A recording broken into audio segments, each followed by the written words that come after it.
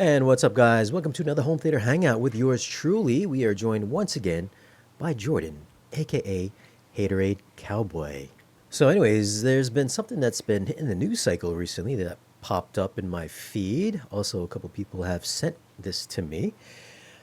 As you know, I think a lot of us got our start enjoying movies first by getting VHS tapes at our houses. I don't know what movie it was for you, but the first VHS tape I recall getting was, I believe, Star Wars.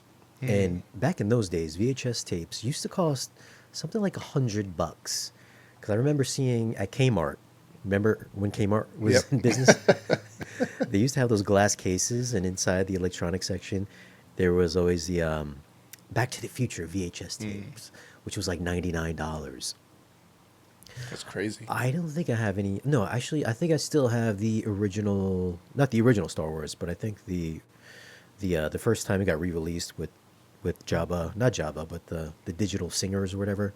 Oh, yeah, yeah. Yeah, I have one of those tapes still on VHS, and I guess now we have for sale on Walmart.com. It's crazy. We can now pick up VHS players on sale.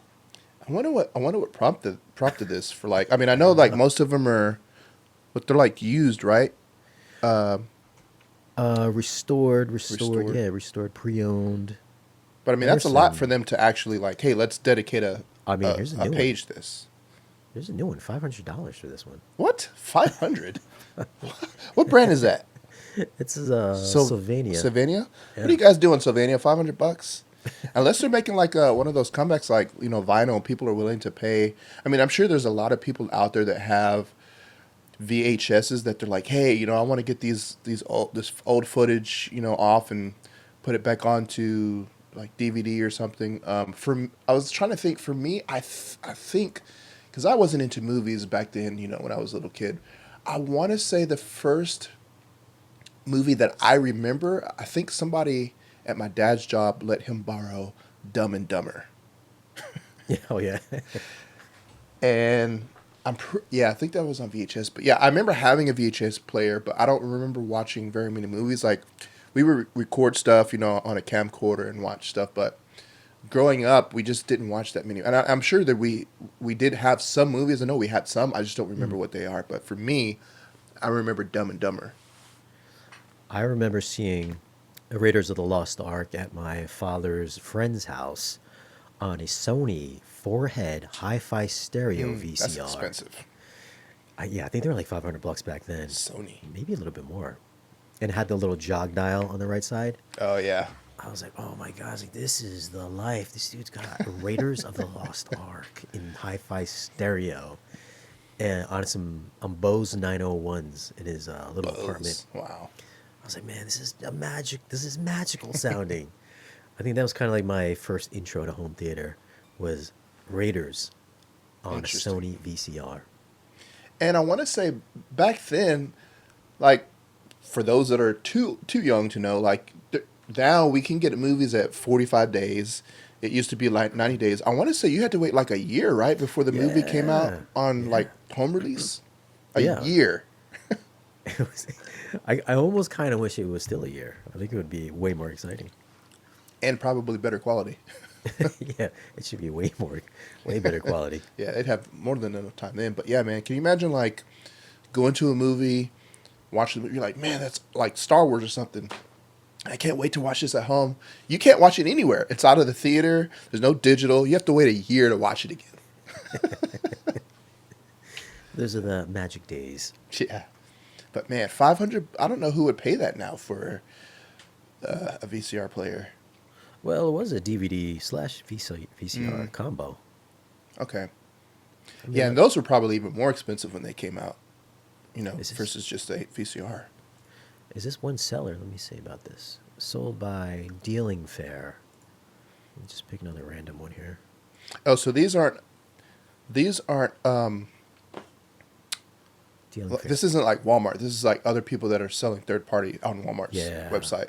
yeah, Because third I party. heard something about that as far as Best Buy. Apparently there's some Blu-ray 4K discs that have been popping up on Best Buy, but it's basically they're outsourcing. So it's like somebody else is selling it, but they're allowing them to sell it on their website. Yeah, kind of like Amazon. Like Yeah. Amazon does it too. Yeah. Yeah, so this looks like it's all from the company called Dealing Fair. So it looks like they're just one person Wow. doing refurbs. So Interesting. I wonder how much, like, are they making profit back on that? he just bought a whole bunch of like Man. old VCR players. So I thought it was just like from Walmart too, but apparently it's just from one guy, third party Interesting. seller. That's a lot. This is green. Yeah, see all by Dealing Fair. Interesting. So maybe VHS is not making a comeback. Man, what was the resolution on VHS? Was it, let's see, DVD is 480. I think it was like 240 or 250. Jeez. That's crazy. You know, some of the best adult films were on VHS.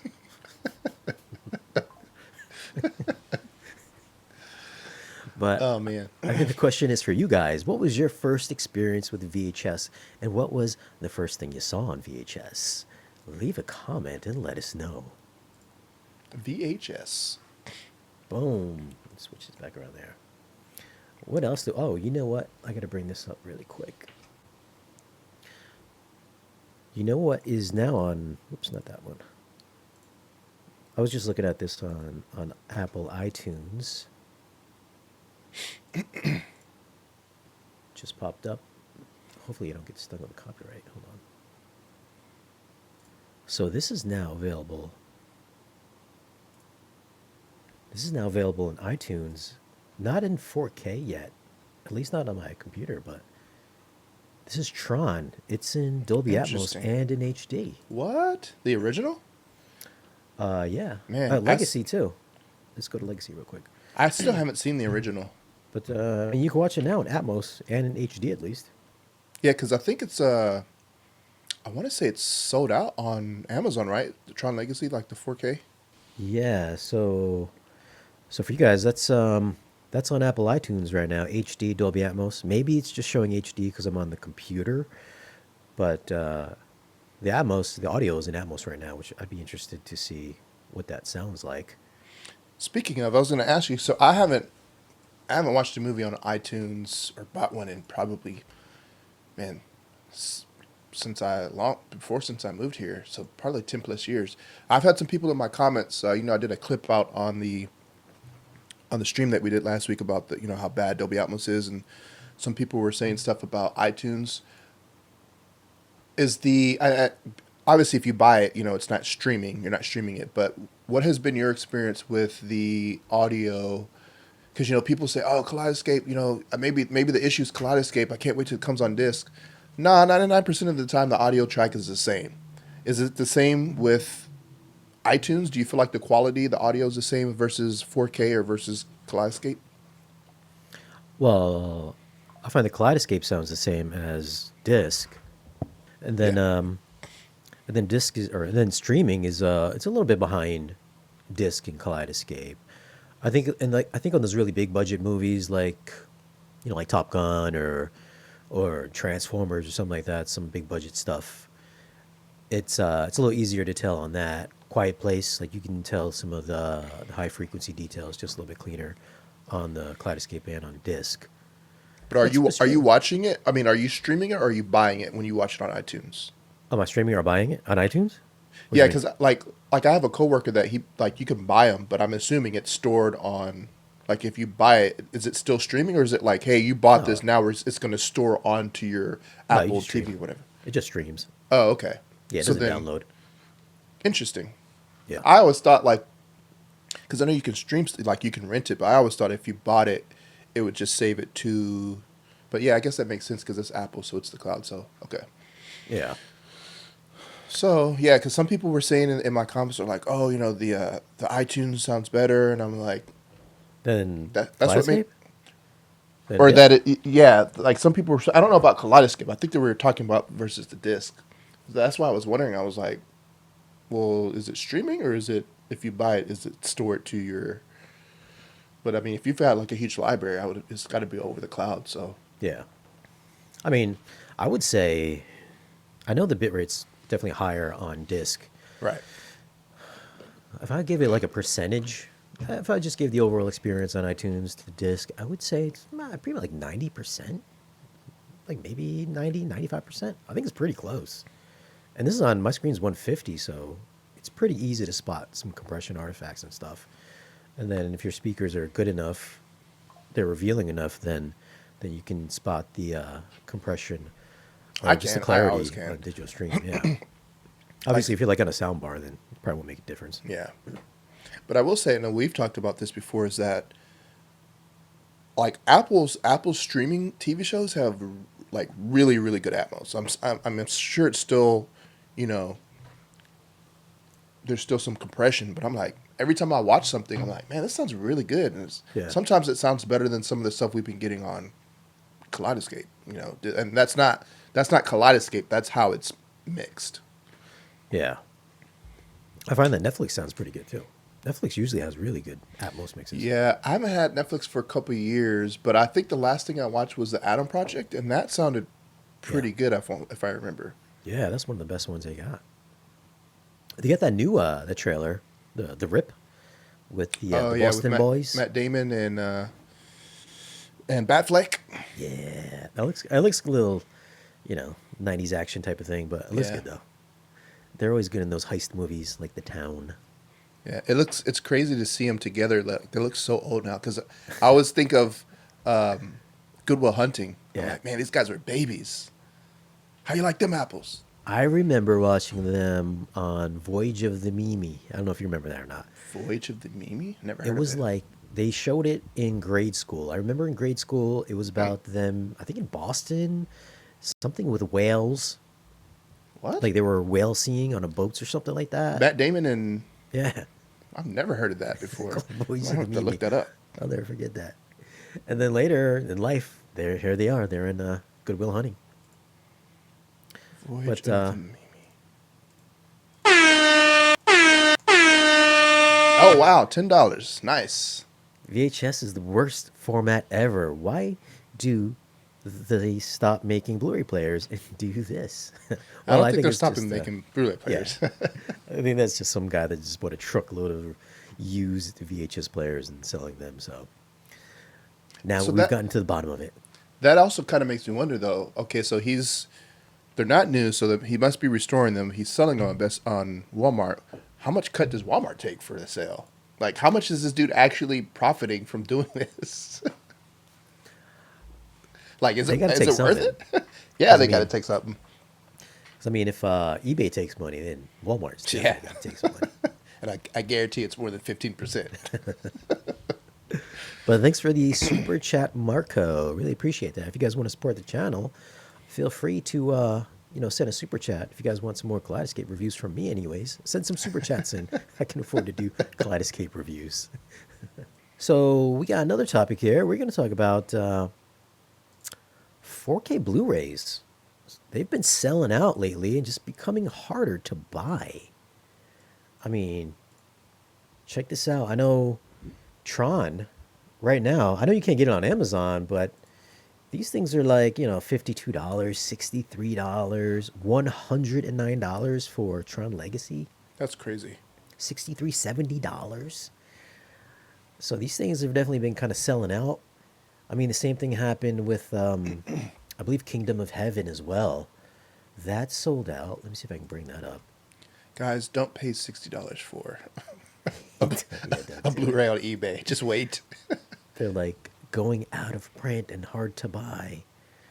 Well, Tron. I mean, the original one was like, you remember the Diamond Edition for Gravity? That thing was, I don't know how much people were selling those for, but you couldn't get that at all for a long time. Check this out. Kingdom of Heaven is $99. Why? That's crazy. Why? Why would you pay that Well, much? I think because, they're not making too many 4K Blu-ray players nowadays. People are apparently not buying as much 4K discs. And then we have all of us, some of the influencers out there really pushing these discs, and people are just like snapping them up really quick. And Which is good. I mean, I'm glad Yeah. that they're selling out because that means that there's a demand, and hopefully, they'll keep making them. But yeah, man, we need to we need to keep 4K discs alive because I would never want to rely on just streaming. Yeah, I mean, everybody's relying on streaming, so it's like they're making less and less. They're pressing less and less discs. At least these big companies, big Yeah. studios are just printing less, I guess. And then everybody talking about them on YouTube and stuff like that, and X pumping them up. They're just like really selling out quickly, and prices are just going cray cray.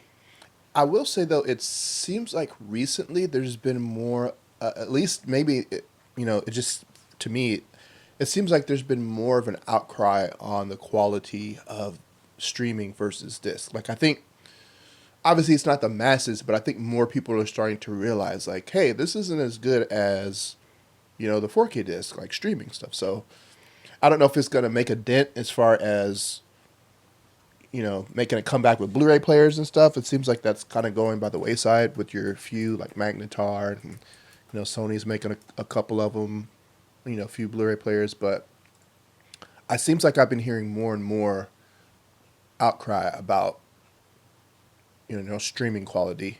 And but the biggest thing though is the streaming quality, but a lot of people are complaining about, like, hey, well, Netflix or Amazon or whatever, they can just take whatever movie or TV show off of their servers, and then you Yeah. can't find it anymore, and then you got to go get a VPN, and then you got to go, watch it in, Europe somewhere, something like that. So I think people are starting to realize, like, these streaming companies aren't necessarily the most trustworthy, because at any moment they can just decide to get rid of it or shut down.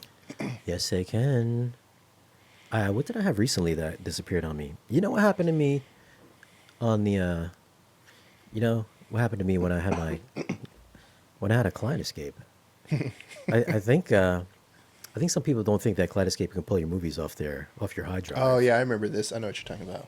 So they actually can. I remember I downloaded Mickey 17. They had released that, I don't know, accidentally a week early, or maybe Warner Brothers had pulled the release date. It was pushed back like a week. So I had downloaded it, and then I watched it like that morning of that it downloaded. Then I went to go watch it a couple days later, and I was like, where's my movie? It I remember you disappeared. telling me that. And then they gave me like a $10 credit. I think they sent out everybody who bought it. They sent out like a Interesting. $10 credit. And so the fact is that Kaleidescape can still even pull your movie as well. Remember when they had Megalopolis also? That was for sale as well. And then I guess is it Scorsese? No, No, that's Martin Scorsese. Who tried Ford Francis. Coppola. Yeah. Yeah. So instead of, putting his movie out on like 4K disc and on the Kaleidescape, I guess he decided to not sell it, to own at that time. So instead of being able to own it on the Kaleidescape, they switched it over to rental, and then it just totally disappeared. What? So now, I don't know if they put it back on the store or not, but if you're under the impression that Kaleidescape cannot pull your movies off your disc, off your hard drive, they can also do that as well. More controversy. So with Megalopolis, did it, like, the poster was gone, like, or could you like click on the poster and then you wouldn't play? It was just gone from your poster wall. Yeah, it's just gone. Interesting. Bye bye, all gone. Huh. So I guess technically, I wonder how that works. technically, the safest way is to buy physical media. Listen, I have nothing against Kaleidescape. I'm just gonna put it out there. It's got the quality of physical media, but maybe the reliability of streaming, some tactics of streaming. That's the first time I've seen that or heard of that. Well, you heard it here first, guys. PERLISTEN Boom. A Series. Let me give it the horn. So these are now available for pre-order on my retailer of Audio choice, advice. Audio Advice. So we got a few different models here. We got the PERLISTEN Audio A4T. This is Those each prices, man. It's nice. $3,500. We got the A3T, which is like the baby. Well, it's like the less expensive version of the R5T, series. which I have, $2,500. That's not bad. That's an in-wall speaker, which is not part of it. We have the bookshelf model, which is $1,800, A3M. On-wall surround speaker / overhead speaker, or if you just want to make these as your main speakers, $995, $1,000 for these guys. A2S. Nice. I'm intrigued by those. So am I. And then I think that's it right there. Do that? So They you don't get- have a center channel? I guess you would just take this. I mean, Huh. I mean, you yeah, you just could turn it on its side. Yeah, Yeah. wouldn't matter. So, real affordable, man. $1,000 is the cheapest model. Then it kind of doubles every step up. That's not bad. So they're expanding their portfolio and making it accessible. And I know some people, and yeah, $2,000 for speakers still not cheap. But if you look at how much Yeah. the other ones cost $3,400, $3,500, and it's funny because we talked about this like a year ago. They showed up overseas, Yep, in China. and we were like, oh, this is probably never going to come here. But I wonder if it was demand or if they got good feedback or if that was just always their plan to start in China and then release it over here. But Because I remember we had had released a little video on it last year sometime, and it was just like China only. It's never coming to the United States, but I guess they got a lot of good feedback on it. Like, we need this Must have. affordable speaker. and maybe it was one of those things where like, hey, we'll release this in China, and then like you said, like if we get good feedback, then maybe send it out to some people and see what they think. And yeah, I mean, obviously it's doing well. Yeah, I was going to ask about the specs because I haven't had a chance to. Yeah, Look so at this it. is the A4T, the big tower. So frequency response 36 to 24K, so good extension. But in-room extension, 28 hertz at -6 dB, and then 19 hertz Wow. at -10 dB. So that's pretty good bass. That is. That is for the big boy tweeter. We got, so it doesn't have the DPC array where it's got the tweeter and the two kind of mid drivers, mid tweets. It just has the two 215 millimeter woofers and then the 35 millimeter composite Teteron dome tweeter. I don't know what Teteron is, but it's got it. Me either. 113 dB, 50 watts is all you need to power it. Minimum. These are growing on me. I thought they were kind of ugly, but I think they're kind of cool. Yeah. But I heard that I'm curious because I saw an Audio Devices video. They said that there's optional grills in. I'm like, does the Yeah. grill sit behind the tweeter waveguide thing, or Yeah, that's true. is it just one big like grill that covers all of them? I guess when Eric comes on, we'll have to ask him, because I know the grills for the S and the R. I believe they're pricey. They're like $100 each. Dang, For these little round magnets. that's crazy. Yeah, $100. So this is the A3T. Let's look at the specs on this one. Whoops. Oh, here we go. So response. So it looks like 27 kilohertz is their top end limit. 33 hertz to 24. In-room extension 26 hertz to 17 hertz. -10 dB. That is impressive. That's not bad at all. I wonder if they're going to come out with any A series subwoofers, or if they're just going to say, hey, we're not doing a subline for that. Oh yeah. I mean, they got that little baby 8-incher. That's true. So this is their bookshelf model, which is this, the A3M. Very Frequency interesting. response. I mean, this is pretty good too. 40 hertz in-room extension down to 31 hertz. I don't know why the top end would change 24 hertz, 27 hertz. Isn't that around the same as the R series bookshelf? Well, our series still has that DPC array. Yeah, but I mean the frequency response. Because I want to. It might see. go a little bit lower, but R5T. All right. R5T. Yeah, there we go. So the R5T. Yeah, there you go. So yeah, that went at $400. It was $4,000 each. That went at $400. So in room Tariffs. Yeah. 24 hertz is 38. So it still goes down a little bit Okay. lower. So cheap ones have a bit deeper bass. Not bad though. Not bad at all. Yeah. Good price. Those monitors are very appealing. You're supposed to get some in, right, for review? I don't know. Hopefully, I asked about them, but I know he said that they were kind of limited right now, so I don't know when. But What kind of speakers you have now? You got the GTRs, right? yeah, those are in the living room. So I have the JTRs Oh, in the living room. gotcha. Gotcha. I actually was supposed to ship those off to a new reviewer, but he hasn't. He asked me if about them. I might still do one. I was gonna try to do a living room setup. Actually, I was gonna do one like the same time you did yours, and I was waiting on something to get in, and I never got it in, so I never did it. But yeah, they're still sitting out there in the living room. Huh. Well, I think you're about due for some new home theater speakers. These could be it. Yeah, could be it. A series.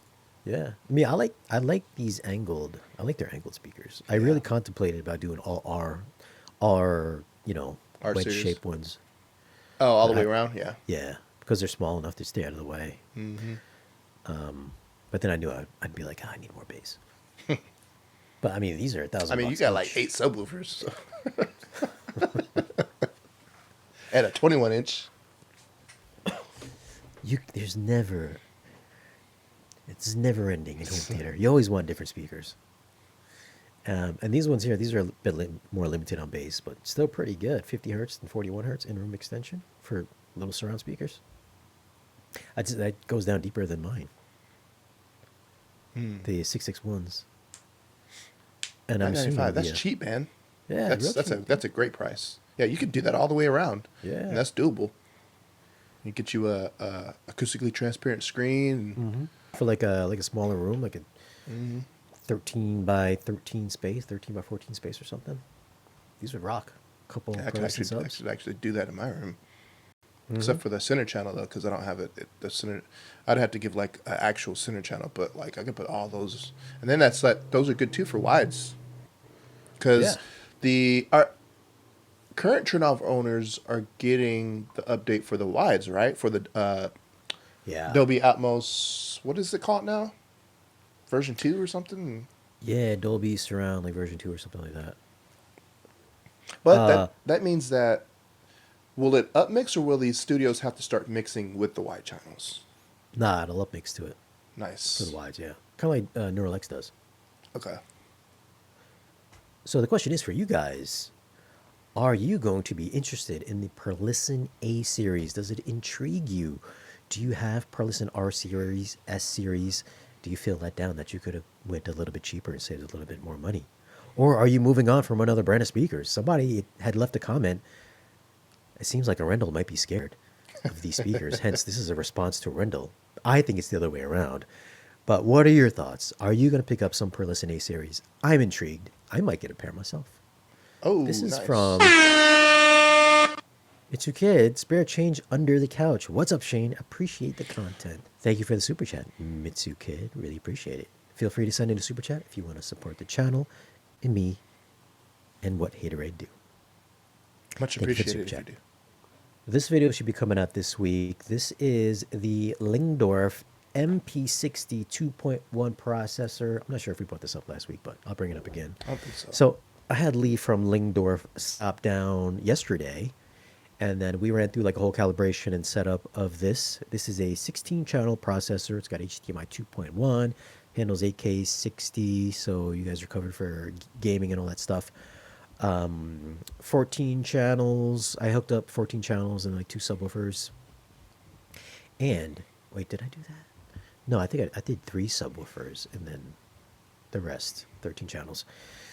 So this has Room Perfect, which I got to try out finally after like 5 years of looking at Macintosh and then Lyngdorf processors. Finally got to try Room Perfect, and I guess the whole idea is to not so much EQ your speakers, but to EQ the room, so you keep the characteristics of your speakers intact while digitally manipulating, kind of pseudo giving you room correction or treatment, room treatment.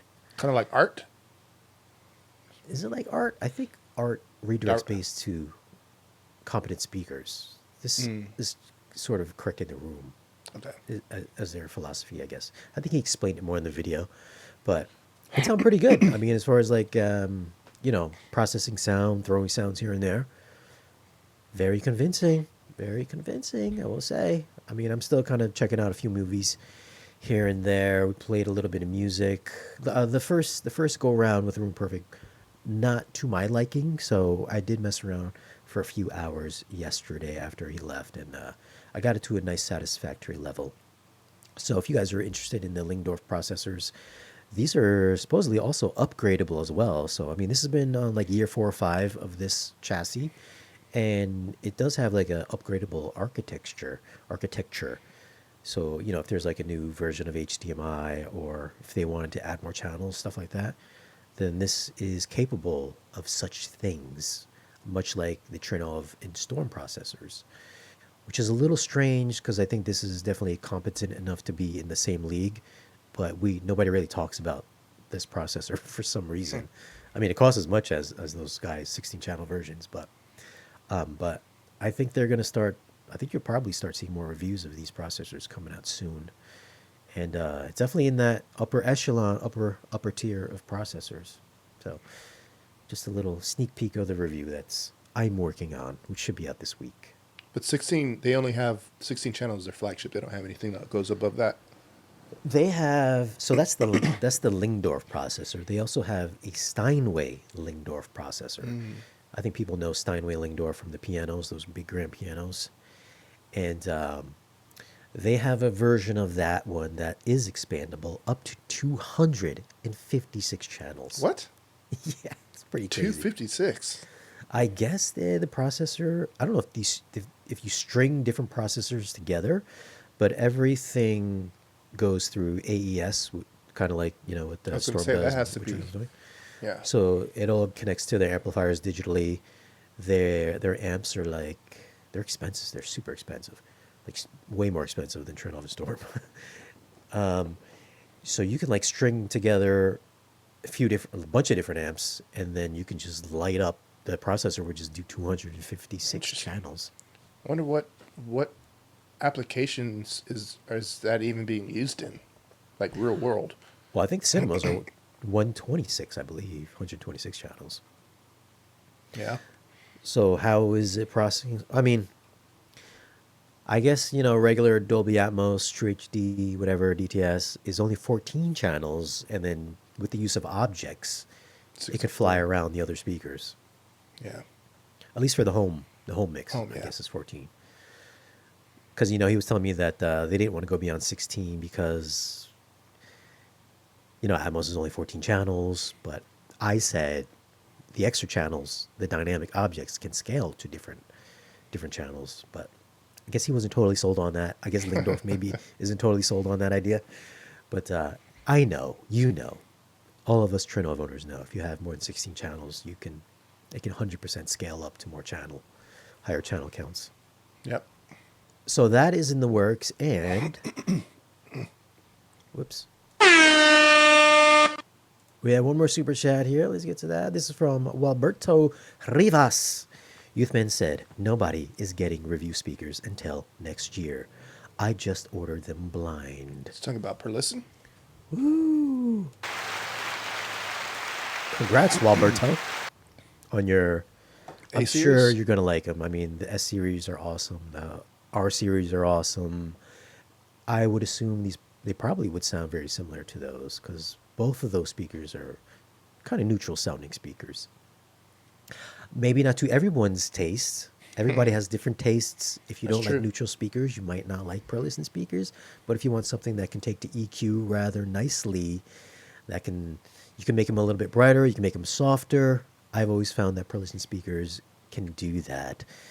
But everyone has different tastes. Just because you don't like them doesn't mean they are a bad speaker. So keep that in mind. Anybody that thinks PERLISTEN is overpriced or not as exciting sounding. To each his own. Yes, that is true. One thing that we are working on coming up towards the end of the year, we're going to be doing our end of the year awards ceremony. So be on the lookout for that. We're going to have some different categories like projectors, maybe processors. I know which one's going to win yours because you've only had one. Right? possibly subwoofer speakers, and maybe streamers. I've had a couple streamers in. Oh, definitely. Yeah, I said projectors already. I've never reviewed so many projectors in my whole Man, this 7 years of being on YouTube. it's crazy, man. It's kind of like I feel a little bit overwhelmed. Yeah. But at least we have exposure to see like, okay, I've seen this. I've seen the lifestyle projectors. I've seen the long throw projectors. I've seen the little. So there's a lot out there, man, for people, different applications. If you don't have a completely dedicated home theater, there's something out there for everybody that you can start with. I mean, that Nebula one that we have, that one's mainly geared towards outdoor. So we're both going to be doing that one's an interesting. An interesting piece of equipment. Well, let me bring that up here. What is it, the X1 Pro? It's so weird. There's already like so many reviews out too. I know, but they told us to wait. Yeah, doing us dirty like that, man. Yeah, Dude, so you're not gonna get any views either. I know. So both Shane and I have this project. Actually, I just shot some stuff. It's in my theater, but we both have this projector for review. Yeah, I mean it's super cool. Did you hook yours up yet? I hooked it up. I haven't. I just shot some B-roll of video of some different movies, but I haven't. I still need to do like all my B-roll and stuff and take the stuff out because there's also 2 microphones in there. Yeah. Like so, if you want to do like karaoke or something, there's 2 microphones. So on the top it pops out. They got all these compartments that pop out. You've got the remote and 2 microphones. Then it's got Dolby Atmos. So you've got what? 4 speakers 4 speakers that pop out, slide out.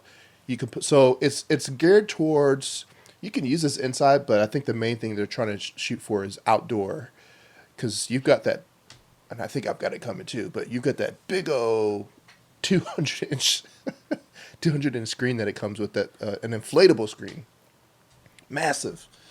So yeah, you can take this thing outside if you go camping or something. Or if you want to do like an outdoor kids thing, you take this out there and it's got like, it'll do its thing where it'll see the screen and it'll adjust the lens and everything. It's pretty crazy. Yeah, the auto keystone. Auto keystone, yeah. And another super chat from Alberto. I was actually going to buy an Arendal system. A what system? With 5 bed and 4 Atmos for like 8K. Found out PERLISTEN was selling A series and spelled 12K on just bed. Wow. Shout out though. Oh. 12K on just a bed. Yeah, I think you're gonna be happy, Walberto. I mean, I love my PERLISTEN speakers. They're kind of my go-to reference for 2-channel comparisons because they're such a neutral speaker. Always easy to compare with such a neutral speaker. Kind of the differences with other brands. So that's why I have them. So he was going to get the Arendal system. How are you getting along with yours when you had yours? Me? Yeah. It's still pretty good. I mean, I enjoy it. Sounds good. I've never had any issues with them. They seem like they're pretty easy to EQ. But yeah, I'm excited to hopefully get a chance to demo some PERLISTEN speakers. But yeah, I mean, I still enjoy my system. It's still rocking. Yeah, I know you've been itching to upgrade though. Yeah, those. I was supposed to get I'm still supposed to get the PERLISTEN R series, but now that they have the A series, I'm like. So my question is, how well will they mix and match if you have like A series up front for your LCR and then R series for your LCR and then A series everything else, Well, the tweeter is definitely gonna be different. Yeah, the tweeter's gonna be different, but I'm sure like, and that's why I was like, if you do like a R series for the LCR, that would be fine. But let's say I wanted to do A series for the heights or surrounds, like. I'm pretty sure that you probably wouldn't notice that much of a difference with all the stuff going on, but as far as the LCR, I would go with the R series. I think mentally you would know and you'd want to change. Yeah, probably. Another one? Are you still doing RB speakers or are you moving on from them? Dolby Vision on projectors? What are your thoughts? I don't know if that's ever going to happen on long throws. Are we going for the 2-for-1 Mitsu Kit 82? All right. That's $2.50 per question. So yeah, I still have RBH speakers. I right now I have the Procellas in actually that I swapped out for the RBHs because I'm reviewing them. But I actually shipped out was it 8, 9, 10? I shipped out 11 of the RBHs this past week.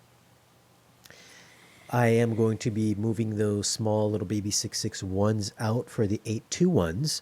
I did review the 821s a few weeks back, I think last month, which I got a good amount of views on. So apparently a lot of people have watched that video. So I liked them so much that I had requested to send these ones back to them. Just in case you guys think that we get to keep everything that we review. We do I not. wish. Those 661s were just on loan. So I am getting another set of RBH 821s to replace all the 661s. So I still do like the RBH speakers. It's just the bigger ones. They go a little bit harder. They sound a little bit more deeper, a little chestier. And the tweeters are just way better than the 661s because it's got rather than the 1-inch ribbon tweeter AMT on the 61s, these have the 1x5-inch AMT tweeter on the 821s, which was way more detailed than the 661. So I'm excited to see what this sounds like. All 18 channels. That'll So it should be pretty interesting. fun. When are you getting those in? I think those shipped out either today or they're shipping them Monday. So I'm assuming probably Monday because he didn't text me any tracking number yet. So that should be up. I'll probably do maybe not a full on like review, but I'll probably just do like a hey I'm swapping out vlog or something like that. And then I wanted to have these in for the new home theater tour video for 2026. The 26 next year. Yeah, so that'll kick off my January home theater tour with the bigger RBH speakers. And I might throw a little mini review in that little tour video. But other than that, I mean, everything else is pretty much the same. Just once you get everything turned off, where else can you go for processor and amps? And then media player, I got the Z2 player. I got the same 4K Blu-ray player, the Panasonic, still like the go-to player. You have the UB9000 or the? Yeah, the 9000. Yeah, everybody. I still haven't heard that one or reviewed that one, but everyone keeps saying like, oh, Oppo. Who cares about Oppo? This is the best player. I'm like, I don't know about that. I mean, yeah, I think they have the dynamic tone mapping that Oppo doesn't have, but it seems like that's the only selling point over the Oppo. The newer ones. I sold mine the second they went out of business, and they started going up in price. I sold my Oppo for $1,200 on eBay. Yeah. Paid what I paid $499 for it. So You had the 203, right? yeah, Yeah, I think it was. I think it was 500 because I pre-ordered mine. I got it at launch. Yeah, I think it was 500, and then when they went out of business, people were like, "Oh man, they're selling them like crazy." And I went online on Amazon. They were like $1,700, and I was like, "Man, do I want to sell mine?" And I almost thought about it, but I was like, "Nah, I'm gonna keep it. I don't think I'm ever gonna sell it." what your Oppo? Yeah, I still have the 203. Sell that mess. When was the last time you used it? I use it. I use it a couple times a year. So every once in a while, if there's a movie I have that's like, for whatever reason I can't rip the disc. One of those discs where it won't let me rip it. I'll put it in the Blu-ray player. I'm like, man, like I forgot how good this thing is. But yeah, it's still sitting there. I use it. I'd say 3 or 4 times a year. But I would just sell it by Panasonic. Well, Panasonic is still $1,000, so you wouldn't really be. I don't understand how there was so much more than Oppo. Because I mean, maybe Oppo had more of the market share, so they could sell them a little bit cheaper, knowing they were going to sell more. But the Panasonic is built way better. Oh yeah, that thing solid. That the magnetars are built basically the same way. So I'm curious to see how much better these newer ones are going to be. Plus, I think the Panasonic did better upscaling too. Actually, Panasonic was better than Magnetar and the Revon for upscaling. Not that I have ever watched anything 1080p on my Blu-ray player, Yeah. but it did a better job at upscaling. As far as Dolby Vision on projectors, I mean, you can only get them on the DLPs. Like does the Nebula have it? It does. I think so. so. Yeah, I have to check the. I think it does though. Nebula, and then all like a lot of the ultra short throw lifestyle projectors. Like I know the Hisense has it, right? The one that you reviewed. Yeah. I've done some Anchor ones that have. What did I do? Oh, and I think the BenQ have some. No, BenQ doesn't have it. Oh, it's Surprisingly. HDR10 Plus. Yeah. Yeah. What was the one? Oh, it's Valerian. Valerian has Valerian. Yeah. Dolby Vision. So yeah, long throw projectors. I don't think they're ever gonna like the only one that I could see like is probably maybe the Epson QL7000. If they wanted to, it could probably get, but I mean they have to pay for the licensing. So Yeah, this one does it. okay, yeah, that it is. So yeah, I mean you can hook up you know Zadu or a Blu-ray player that does Dolby Vision. You can get Dolby Vision on it. I mean you can put that sucker outside and get Dolby Vision. I'm not sure that's the selling point for most people, but you can do it. But yeah, long throw projectors, I don't think that's ever gonna happen. Yeah, I don't see Sony and JVC adopting it anytime soon. No. Maybe if they go to like something as bright as the Epson, maybe they'll do it. Possibly. Yeah. But like I don't know what the licensing is on that. So I'm sure the cost would go up considerably. But like at the same time, we have, I think if you're getting a quality, like a higher end projector like Sony JVC, maybe Epson, Video processor. yeah, you're going to have like a Mad VR or Lumigen, which is Yeah. kind of the same, basically the same thing as Dolby Vision. Yeah. And then because now you can just get a Mad VR NV Core or Core Mark Yeah. II. You know, I mean there's $5,000, $6,000. If you're spending $30,000 on a projector, you probably have the money to get at least a Core. Question from John Vassia, who's a YouTube member. Hi Shane, I have two D212 subs and one D215. How would you put these in a 21-foot by 14-foot room? Oh, this sounds almost like my size. I was going to say, I assume the 14 is the width, right? Yeah, I would assume so. That's a pretty It would have good to size be. room. Yeah. I mean, I would put the 15 in the back and the double 12s front corners. Make a little triangle. Is that his room? Or is that just what is that? That picture? Oh, that's it looks like his room. Okay. Yeah. Maybe. Got a lot of red curtains in there. Fan of the red. What are those Bowers, older Bowers and Wilkins? So I was trying to see what the... Older Bowers or Paradigm? I'll let John Vassia. What's tell the us. ceiling height? Oh yeah, what is the ceiling height? Is it a basement? It looks pretty tall. Yeah. But Looks I would like- do two. I would do two in the corners, one in the back. What would you do? I think you're going to get more I would do the pressurization same. in front. Yeah. Obviously, or you can just switch them around and try. I would just try both ways. One up. Well, no, you Yeah. have to do two in the front because if that's his room, where's he gonna? He can't put that one in the front middle. Oh, yeah. Yeah, Yeah, that's true. that's what I would do. And whoopsie. And Dang. another one from Alberto. Rivas has got some... That's $30. Damn, I might have to buy F1 after all. Might have to buy F1. Man. Tell the truth. Why is that everyone hyped up the Arendal, but no one has them in their personal system other than Haterade? Well, Shane had them first. I did have them first. That's how I found out about them. Blame me for that little hyped up situation there. Yeah, No- I don't no- know. We don't really ever see like actual full systems. Where's my shout out Arendal for hyping you guys up?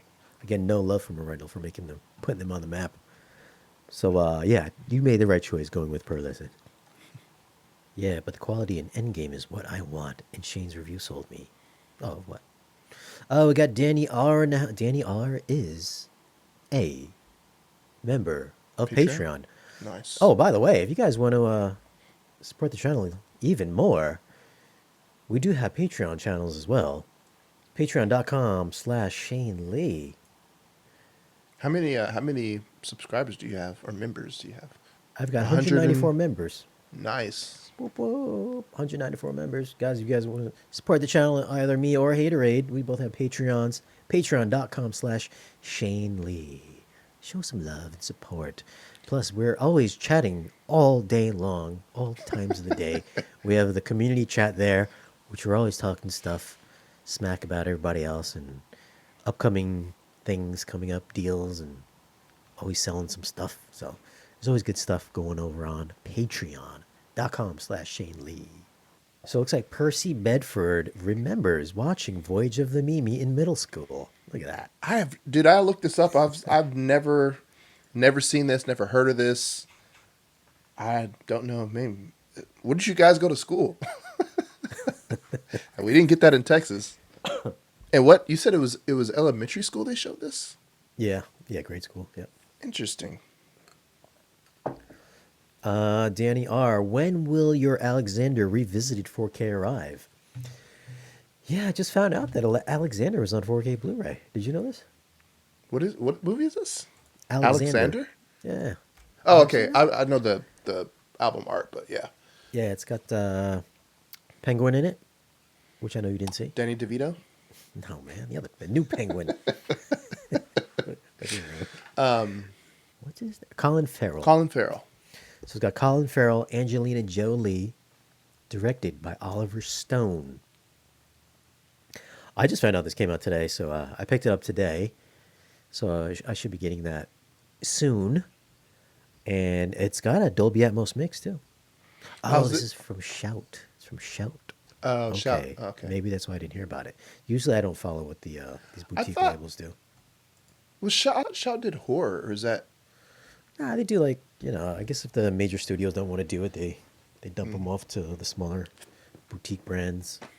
Interesting. Now I didn't know it was from Shout, so now I'm thinking that the Atmos probably sucks on it. Oh, they don't do good Atmos? I don't know. These boutique labels, sometimes they don't get the stems for all the original mixes. I was wondering how that works with these boutique labels. Like, is there someone from the studio that goes and works with them and does the audio mix, or is it just, hey, you guys do what you want with the audio? I would think that there would be director's intent somewhere in there. Yeah, I don't think Oliver Stone went to Shout and was like, let me supervise this with you, because I would think he would have done that with Warner Brothers. Right. Is this Warner Brothers? I think it's Warner Brothers. So they just basically have their own discretion in how they... I think so. Maybe somebody knows. If you know in the chat. That's I don't know if I like that. Yeah, but because you're messing with the director's intent. Yeah, I think the only one that I like from Shout or from Arrow recently was the Texas Chainsaw Massacre 2003. I thought that's only I reviewed that last week, 2 weeks ago. And I usually don't do these boutique reviews because sometimes I just think it just looks like a bad upscale, but this one was actually pretty good. I think they might have used AI because some shots of Jessica Biel looked like super good. It looked like too clean sometimes. But that's the last boutique thing that I reviewed. So yeah, I've never seen this movie. I don't think it did too well at the box office, but I recall kind of liking it though. But that's Alexander. Did you guys watch Alexander Revisited from Shout? How did it look on 4K? And how was the Dolby Atmos? Leave a comment and let us know. Don't buy F1. It sounds just as bad on Kscape. I mean, I'm going to buy it just so that I have it, but I'm like super bummed out. Because, I mean, it seems like everybody's saying that it's, I know Shane talked about it, but it doesn't seem like anybody. But see, that's the thing, though. I have had a couple people, which we were talking about last week, about it sounded. Somebody else hit me up on my video too about something we were talking about. That it sounds great on my system. I don't know what to tell you, man. And one of the things that I said in the comments too was when you run your room correction on these processors or receivers, sometimes Odyssey, it'll do some weird stuff. It might say, hey, there's a null or there's something going on with your speakers up here. I'm going to boost it. So maybe it sounds good because after you ran the correction, it boosted some of the levels. I don't know. But if majority of people are saying that it sucks and there's a few people that says this is great, something's not right there. Mm-hmm. I heard that they played F1 at CEDIA for some demos. Yeah, I did see that. Which I find very strange. So maybe there was some boosting. Yeah, going on there. I spoke to I spoke to somebody in the industry that was at Cedia today about why do some of these rooms use these jank demo clips where we know they have weak bass and we know the Atmos sucks on it, but yet you'll still see a lot of these demos being played on all these showroom floors. And apparently, all those guys they juice up the subwoofers. They all juice up the Atmos height effects, so you're not actually going to these showrooms, these show demos, and getting an actual, real calibrated representation of what the audio should sound like. You're hearing a very amped up mix. So if you're hearing dual 50-inch or 64-inch subwoofers in a demo, they probably have their subs boosted by like 20 dB just to give you that wow factor. Yeah. Yeah, because what's the point of going to a big old showroom if you got, 50-inch subwoofers and it sucks? Yeah. So, Who just wants to hear clarity and detail? We want to be blown away by bass. yeah, F1, or no, I'm thinking of, so a couple years ago when they were doing the Top Gun Maverick, like, because I know you reviewed that one. You said Yeah. you weren't that impressed with the bass, right? Nah, I wasn't even that impressed with the Atmos either. Like, it was all right, but it was Yeah, the Atmos isn't that great. The bass is the Yeah. only thing I use it for, is like on reviews and stuff. But yeah, I don't remember too much. There's a couple scenes where you go like, oh, that was cool, and you would think, because I mean, like, what, like 50% of the movie is them just flying around and breaking the sound barrier. It's like, why isn't these height speakers lighting up? yeah, yeah. It's especially with all the aerial stuff. Just not. It was like, well, you know what? It makes sense now that F1 probably kind of sucks because Top Gun Maverick should have been a lot better with all the aerial stuff, and then F1 should have been a lot better from all the first person Yeah. perspective race Same car director. stuff. Yeah, I mean, I thought it sounded great in IMAX. And again, like, I thought it was going to be a stellar Atmos mix because when I was watching it in IMAX, and this is just IMAX, it's not Dolby Atmos. IMAX, you could hear the announcer, the sports announcer, up, and it was like in the left hand corner at my theater, but you could hear it sounded like it was overhead, and I was like, man, that's going to sound really cool, at home. But apparently, I guess it's not. no, he's still in the top speakers. He's still Just okay. not really loud, but he's back. I think he comes out the top middle, front Interesting. channels, top middle, and there's a little bit of echo in the two back okay. tops. It's light, but it's there though. Yeah, if you boost the bass, it sounds great. But see, if I had that conversation with somebody in the comments too in the video, they were like, yeah, but if you crank it up, to like plus 10 dB, I'm like, well, that's, now you're talking about depending on where you usually, like for me, that's almost getting to reference. If I have to do that, that's not a good mix. Like, Yeah, I shouldn't have to go almost near reference for it to be like, oh man, this sounds awesome. Like, that's not that's not how your system's supposed to work. yeah. It's like if you calibrated your system properly, you have everything all level matched and everything, and then you watch a movie, and you're like, you know what? Let me boost it by 10, Yeah. 20 dB. All of a sudden, you're artificially making it sound different for your tastes. I got hate on Ballerina because they were like, "Oh man, your system you should have a room curve on it. You should use the Harman curve on it so it sounds better." I was like, "Well, that's a subjective thing, is the Harman Right. curve. Some people don't like it, so I keep mine flat. That way, Yeah. it keeps everything as level as possible, and I'm not juicing up any portion of the frequency."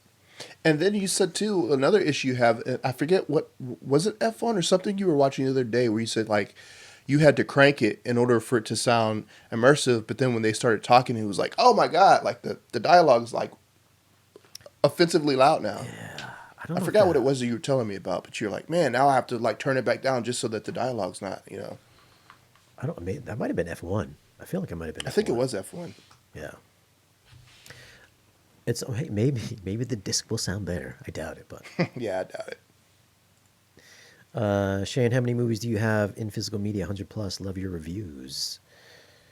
I don't have anything. I got like 6 of them right here. I have maybe like 30. I usually just rip them and give them away. Really? I still have all of mine, just in case something happens to the hard drive. I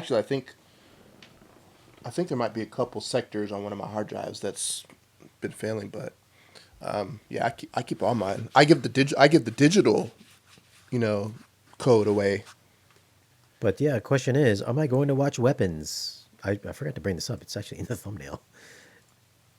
So yes, I watched Weapons at. I know you didn't watch it. No, but I don't do horror. Dude, this wasn't even a horror. It was like thriller. It was like a murder thriller. Yes, I watched Weapons at the theater. I started watching it a little bit here at the house, but I've shipped off all my speakers, so I'm not going to watch it without any speakers. So So you don't have anything right now. I got I got the 3 front speakers, and then I got two back speakers. Dang, you're slumming it.